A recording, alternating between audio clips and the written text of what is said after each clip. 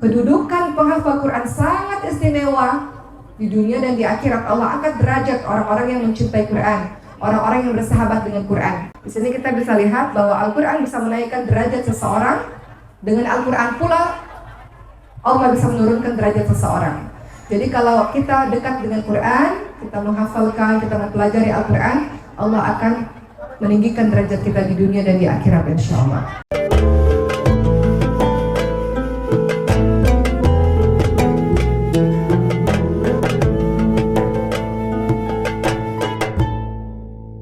Hari ini kita membahas mengenai Al-Quran. Siapa yang sudah membaca Al-Quran pada pagi hari ini? Sudah? Baca berapa banyak, Bu? 1 juz? Masya Allah. 1 halaman? Atau 1 ayat? 1 ayat baru Yasin udah sadaqallahul azim ya. Masya Allah. Baik, hari ini izinkan saya membahas mengenai Al-Quran, ibu-ibu sekalian.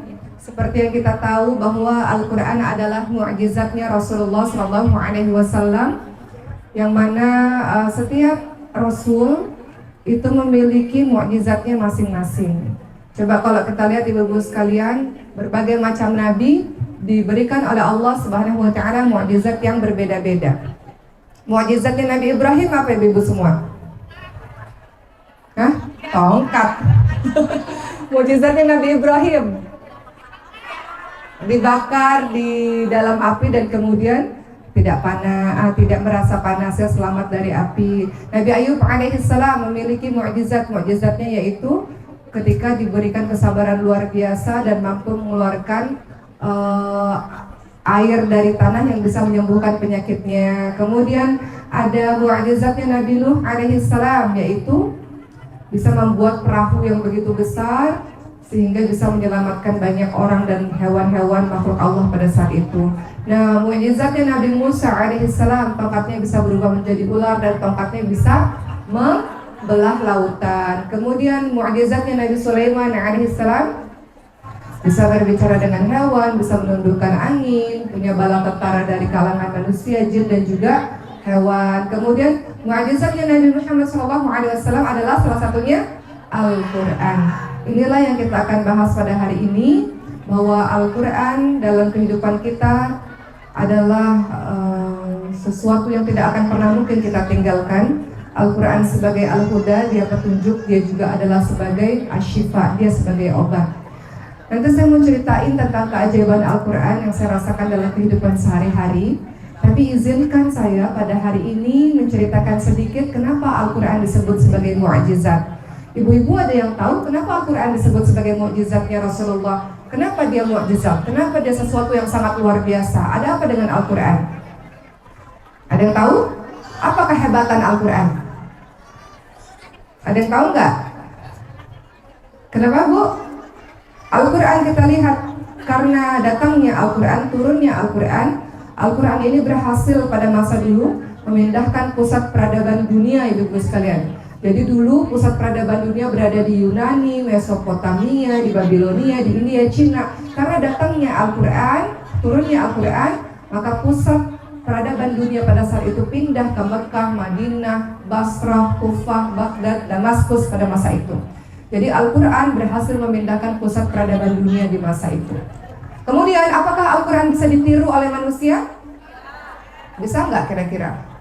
Nggak bisa. Sehebat apapun, sepandai apapun orang, tidak akan pernah mungkin dia bisa membuat atau menciptakan ayat yang semisal dengan Al-Quran.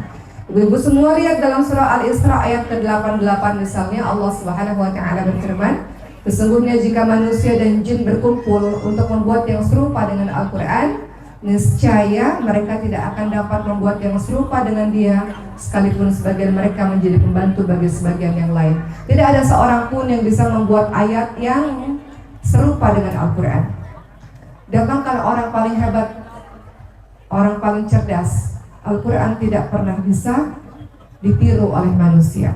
Al-Quran disebut juga mukjizat karena Al-Quran itu terjaga keasliannya. Betul, Bu? Terjaga keasliannya, dia tidak bisa dipalsukan. Ibu-ibu lihat dalam surah Al-Hijr ayat 9, Allah Subhanahu wa taala berfirman, "A'udzubillahi minasyaitonirrajim. Inna nahnu nazzalna dzikra wa inna lahu lahafizun. Apa kata Allah Subhanahu wa taala dalam surah Al-Hijr ayat 9? Sesungguhnya kamilah, Allah lah yang menurunkan Al-Qur'an, dan sesungguhnya kamilah, Allah maksudnya yang benar-benar memelihara.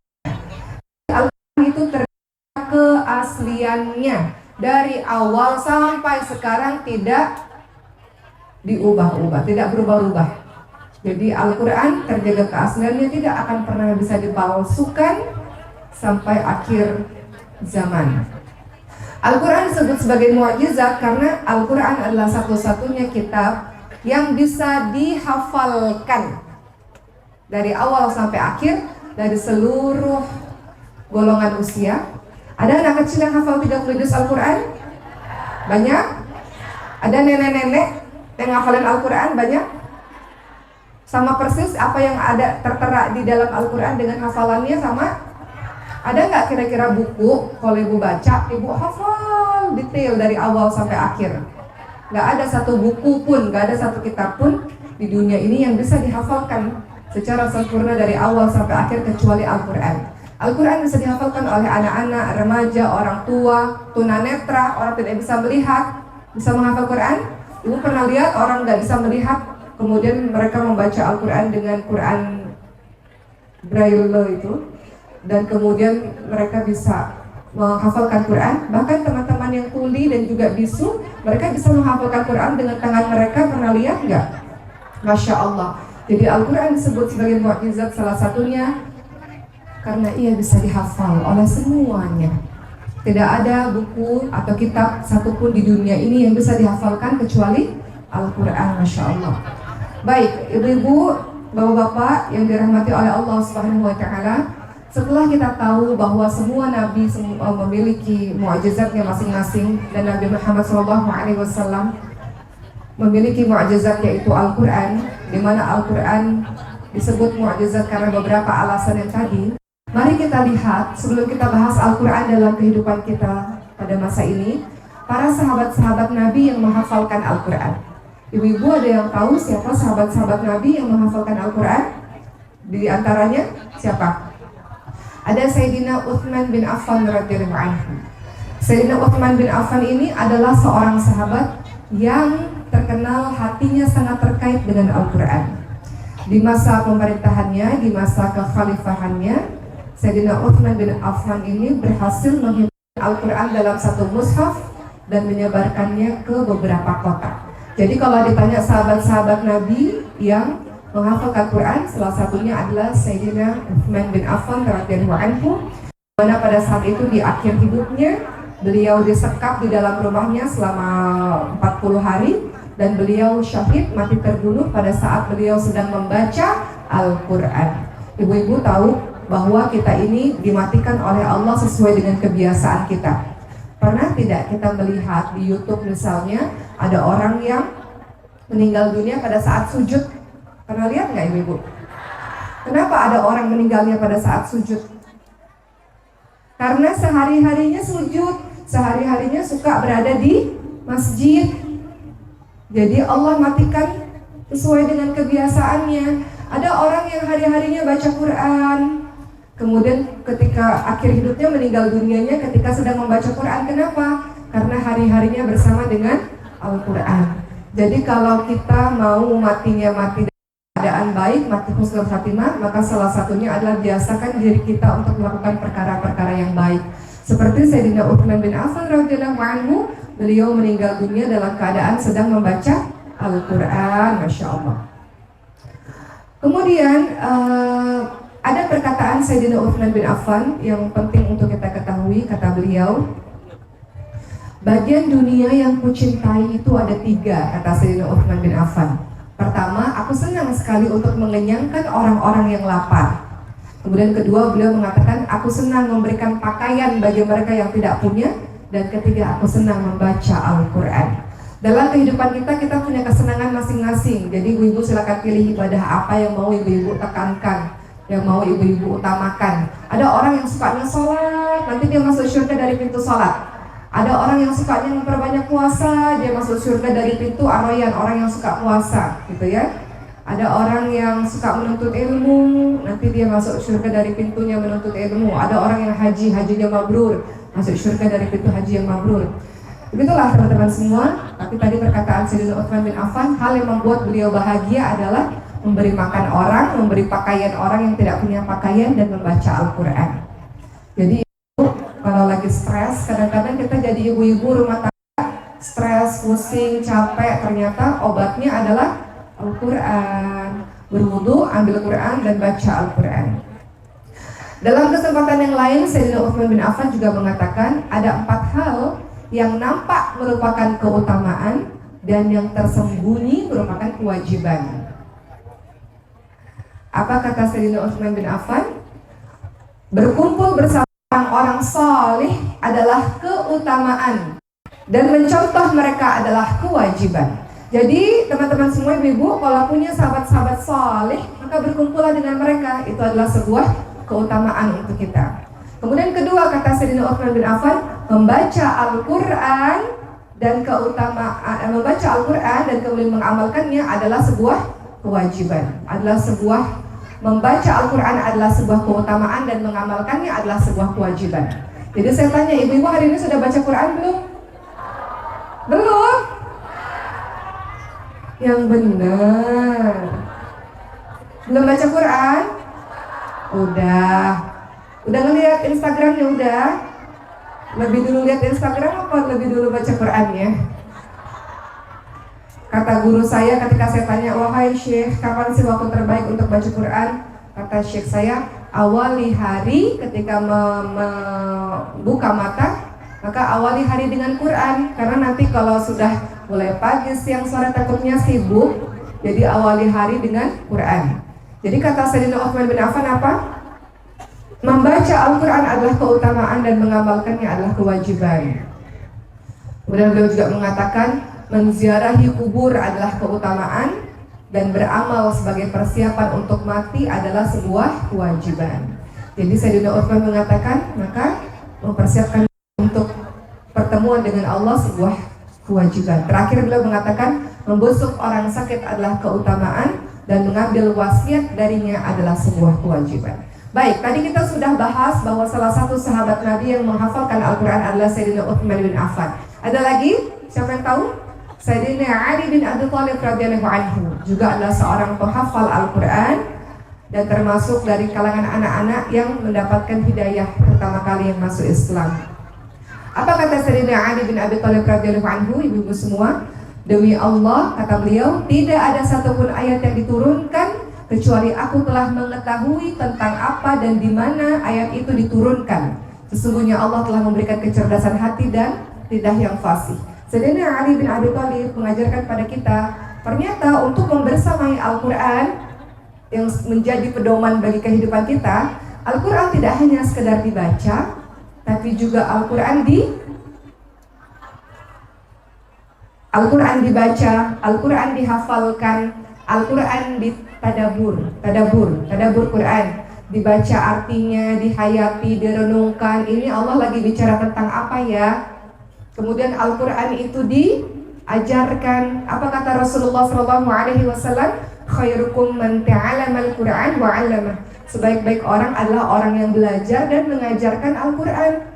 Jadi para ibu, para ayah wajib untuk bisa baca Al-Quran, karena bapak dan ibu adalah guru bagi anak-anaknya. Kan malu bapak-bapak nggak bisa baca Quran.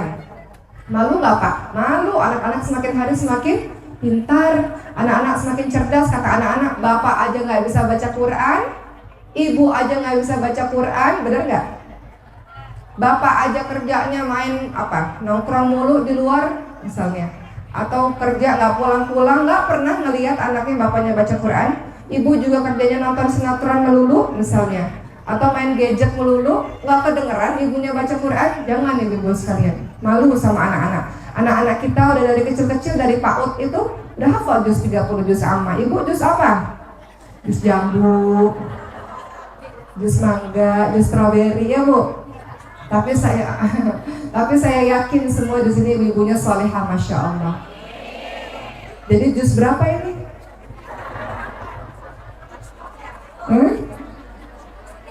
Juz berapa? juz 30. Alhamdulillah.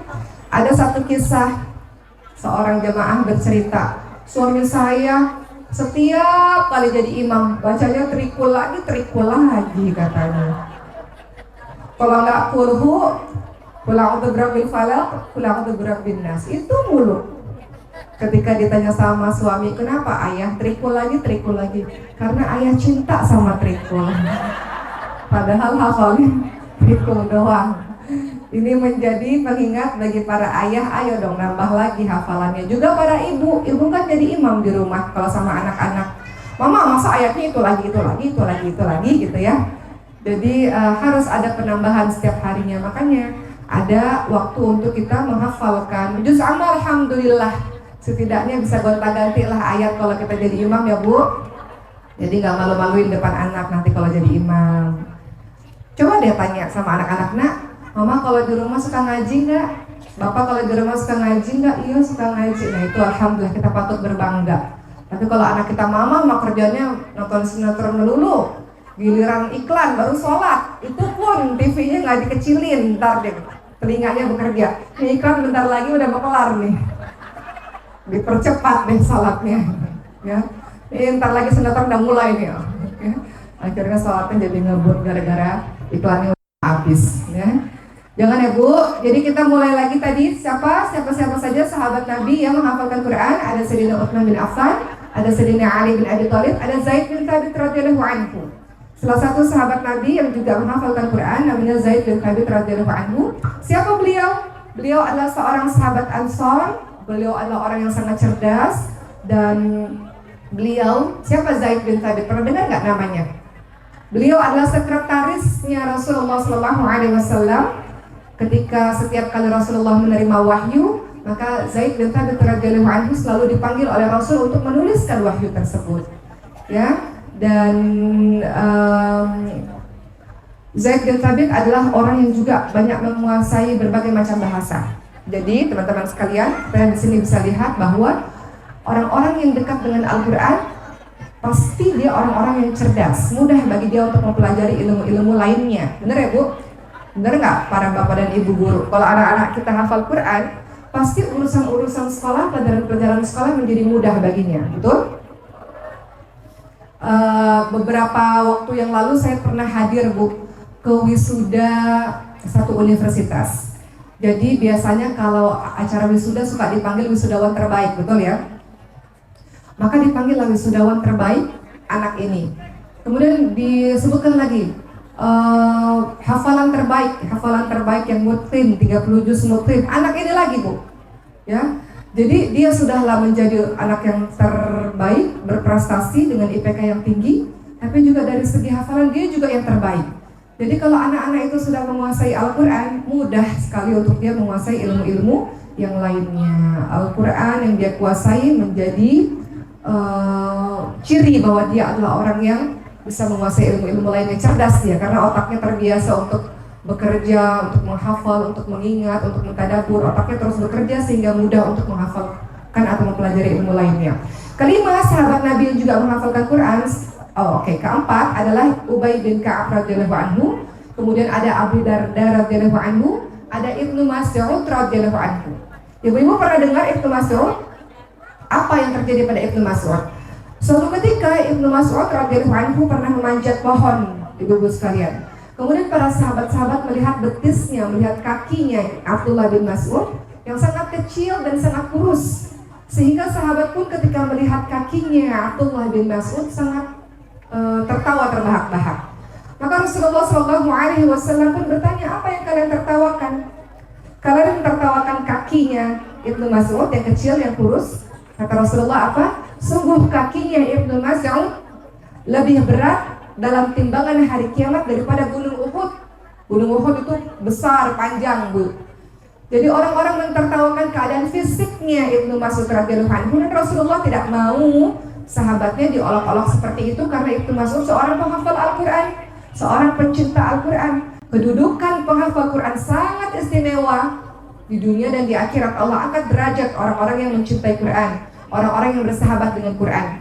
Makanya Rasul katakan, kalian tertawakan apa? Kalian tertawakan fisiknya yang mungkin berbeda, Kalau ini ditimbang kakinya yang menurut kalian kecil dan kurus dengan gunung Uhud, maka kakinya Ibnu Mas'ud ini lebih besar. Maksudnya orang ini orang yang sangat mulia, tidak patut bagi kalian untuk mentertawakannya. Artinya apa teman-teman sekalian? Di sini kita bisa lihat bahwa Al-Quran bisa menaikkan derajat seseorang. Dengan Al-Quran pula Allah bisa menurunkan derajat seseorang. Jadi kalau kita dekat dengan Quran, kita menghafalkan, kita mempelajari Al-Quran, Allah akan meninggikan derajat kita di dunia dan di akhirat insyaAllah. Berikutnya, sahabat Nabi yang juga menghafalkan Quran ada Abu Musa Al-Ash'ari radhiyallahu anhu. Beliau adalah seorang sahabat Nabi yang memiliki perhatian yang besar terhadap Al-Quran dan suaranya sangat merdu. Rasulullah SAW memuji suaranya Abu Musa Al-Ash'ari dengan mengatakan suaranya itu benar-benar merdu seperti serulingnya Nabi Daud, ya, saking merdunya suara Quran itu dibacakan. Itu beberapa sahabat-sahabat Nabi yang menghafalkan Quran. Saya mau bahas sedikit tentang keutamaan orang-orang yang cinta Quran. Nanti saya akan ceritakan bagaimana pengalaman saya pribadi bersama dengan Quran. Kemarin waktu ibu saya berada di kota Mekah, kami baru pulang haji, Bapak dan Ibu sekalian. Ibu saya dalam keadaan yang sakit dan beliau koma selama 11 hari. Dan yang menjadi penolong beliau adalah Al-Quran. Yang membuat beliau bertahan dan kuat adalah Al-Quran. Saya ceritakan kemudian. Namun izinkan saya supaya kita semua bersemangat pada hari ini untuk dekat dengan Al-Quran, untuk menceritakan keutamaan orang-orang yang cinta pada Al-Quran. Apa kata Rasulullah SAW? Sesungguhnya Allah SWT memiliki keluarga dari kalangan manusia. Yang namanya keluarga kira-kira dekat nggak? Dekat. Allah memiliki keluarga dari kalangan manusia. Ibu-ibu nih, kalau seandainya ada yang minta tolong keluarga sama orang jauh di sana, kira-kira ibu akan tolong mana terlebih dahulu? Keluarga. Ada yang manggil nih, kira-kira yang manggilnya keluarga, yang satu manggilnya nggak tahu, orang nggak terlalu dekat gitu. Kira-kira ibu akan memenuhi panggilan siapa dulu? Keluarga kan? Maka begitu pula Allah Subhanahu wa Ta'ala memiliki keluarga. Dekat berarti hubungannya dari kalangan manusia. Siapa mereka? Mereka adalah ahlul Quran. Mereka adalah ahlullah. Orang-orang yang mencintai Quran adalah keluarganya Allah Subhanahu wa Ta'ala, hamba pilihan Allah. Hadis surat Ahmad. Siapa sih yang disebut sebagai ahlul Quran? Ibu-ibu semua? Siapa itu? Apakah mereka harus hafal 30 juz? Ahlul Quran adalah orang-orang yang mengamalkan Al-Quran dalam kehidupannya. Orang-orang yang berusaha menjalankan perintahnya Al-Quran. Apa yang disebutkan di dalam Al-Quran, berusaha menjauhi apa-apa yang dilarang oleh Al-Quran, tidak melanggar batasan-batasan yang digariskan di dalam Al-Quran. Itu Ahlul Quran. Ahlul Quran itu adalah gerak-gerik hidupnya Quran. Quran dijadikan sebagai panutan, Quran dijadikan sebagai pedoman. Itu Ahlul Quran. Banyak kok orang-orang yang hafal Quran. Bahkan orang-orang yang beragama lain bisa hafal Quran. Banyak nggak bu orang di luar negeri sana meneliti Al-Quran dan menghafalkan Al-Quran? Banyak. Tapi tidak beriman kepada Al-Quran, tidak menjalankan kehidupannya sesuai apa yang digambarkan di dalam Al-Quran. Jadi Al-Quran bukan hanya sekedar hafal 30 juz, tidak. Tapi Al-Quran adalah orang yang gerak-geriknya Al-Quran. Orang yang tidak pernah meninggalkan Al-Quran dalam setiap harinya. Jadi kalaupun ibu nggak bisa menghafal, setidaknya baca ibu-ibu semua. Saya ketika safari dakwah, kadang-kadang saya satu mobil sama orang-orang hebat luar biasa untuk menuju ke tempat ceramah. Dan sering kali saya lihat ada Quran kecil di dalam mobil mereka. Dan saya tanya, Bapak, Ibu, ada Quran di dalam mobil? Iya, biasanya dalam perjalanan adalah waktu yang terbaik bagi kami untuk membaca Al-Quran. Jadi orang-orang hebat, orang-orang yang luar biasa, mereka takut meninggalkan Al-Quran dalam kehidupan mereka. Dalam setiap waktu, ketika ada waktu senggang di mobil kah, di manakah, mereka akan buka Al-Quran untuk membaca Al-Quran mereka. Begitu pula dengan kita insya Allah.